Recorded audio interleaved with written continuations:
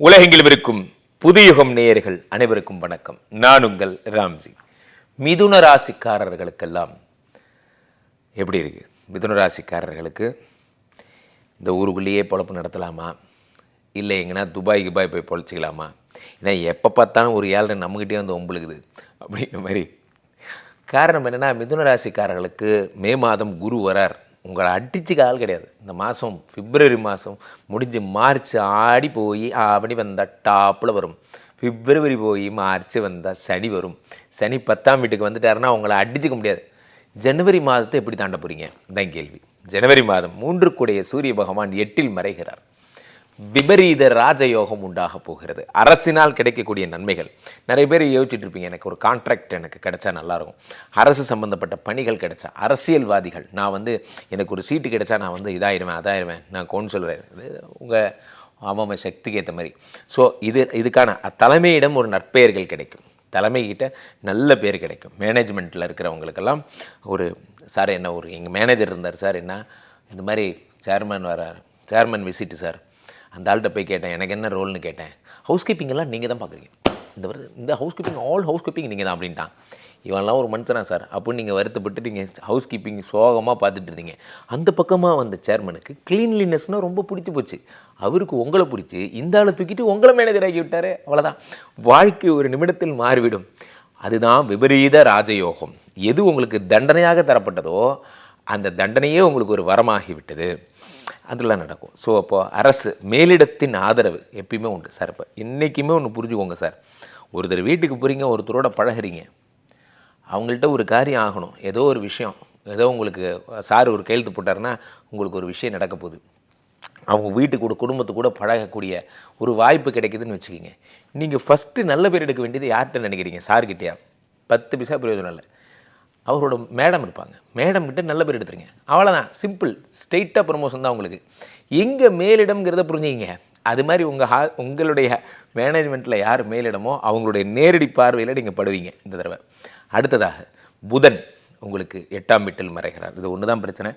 1 கூடையவர் 8ஆம் வீட்டில் மறைகிறார். இப்போ என்ன ஆகும்னா, இந்த பெயர் கெடும். சும்மாவே பேர் அதை பார்த்தீங்கன்னா, சும்மா சுத்தின பாவத்துக்கு கல்யாணம் தான் பண்ணான், சும்மா பேசிகிட்டு இருப்பான் சார்.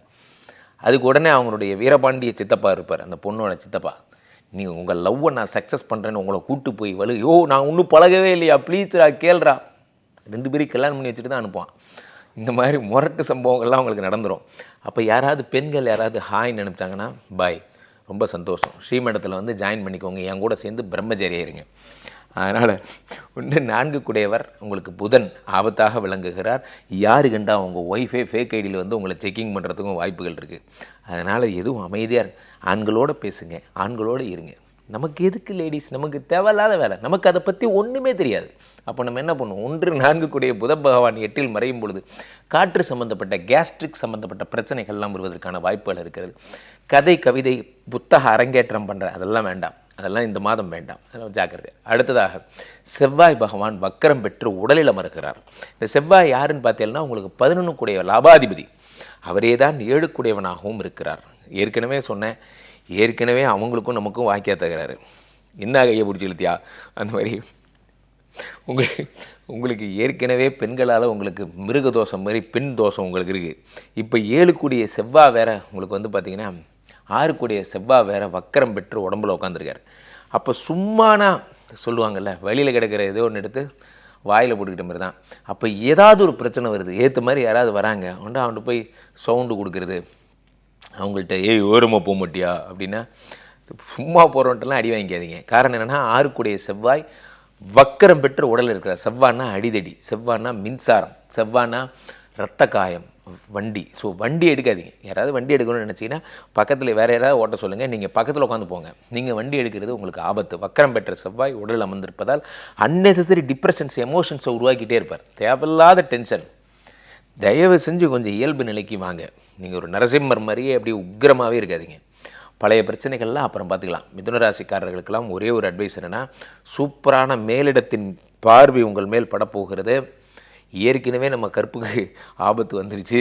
ஸோ அப்போ 6 கூடைய செவ்வாய் பகவான் உடலிலே அமர்ந்து உங்களுக்குரிய பிரச்சனைகளை உண்டாக்குவார். ரொம்ப ஜாக்கிரதையாக. ரத்தம் சம்மந்தப்பட்டவங்க பீட்ரூட் நிறைய சாப்பிடுங்க. இந்த மாதிரி ரத்தம் விருத்தியாகக்கூடிய இரும்பு சத்துக்களுடைய இதெல்லாம் சாப்பிடுங்க. ரத்தத்தினால் தான் பிரச்சனை வரும். ஸோ இதெல்லாம் தான் உங்களுடைய பலன்கள். மிதுன ராசிக்காரர்கள் அமைதியாக இருந்தீங்கன்னா, சமத்தா பிரம்மச்சரியாக இருந்தீங்கன்னா இந்த மாதம் சிறப்புற்று வாழ்வீர்கள்.